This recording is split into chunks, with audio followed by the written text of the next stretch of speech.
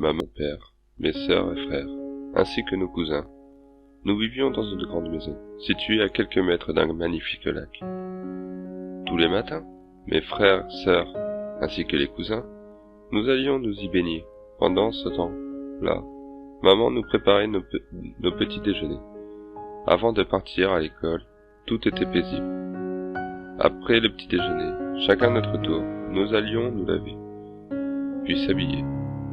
Puis attendions le car, à quelques pas de chez nous.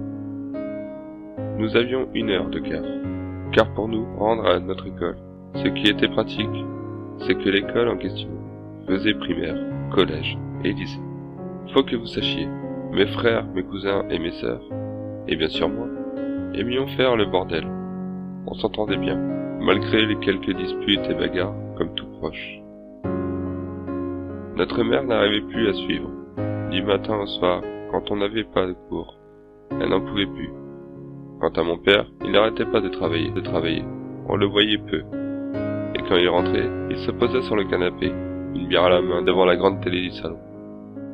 Si par malheur, on venait l'embêter pendant ce soir de match, alors là, on ne donnait pas cher de notre peau.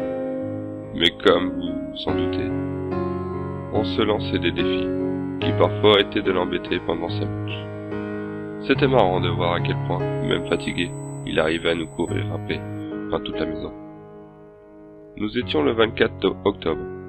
Nous partions pour aller nous coucher, comme chaque soir, après avoir foutu le bordel et avoir joué à cache-cache pour embêter maman.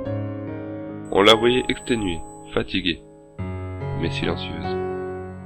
Elle nous récupéra un par un et nous amena dormir sans un mot dans nos chambres. Le lendemain, comme chaque jour, nous commencions à aller au lac nous baigner, mais quelque chose n'allait pas. Il manquait l'un de nos cousins, le pire de tous, au niveau des conneries. Le cerveau du groupe, comme on dit. Papa étant parti au boulot depuis l'aube. Quant à maman, elle n'était toujours pas réveillée. La porte était fermée. On commença à chercher dans toute la maison, cousin, mais rien, aucune trace. Étant enfant, on se préoccupait pas plus que ça, non plus. On alla au lac et nous préparions notre déjeuner. Puis, prenions le car. La journée terminée, nous rentrions. Mon père était là, dans la pièce, avec un regard terrifié, perdu. Quant à notre mère, elle était dans la cuisine, un verre à la main. C'est à ce moment-là que mon père nous dit « Écoutez les enfants, une chose terrible est arrivée aujourd'hui. » Il y eut un micro-silence. Puis, il continua à nous dire « N'allez surtout pas dans cette pièce, les enfants. Ce n'est pas un spectacle pour vous. » Mais la porte ouverte, on voyait une main et une énorme mare de sang.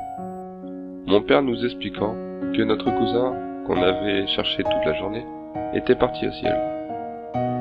Ma mère ne disait rien, et nous regarda d'un air à vous glacer le sang. C'était terrifiant.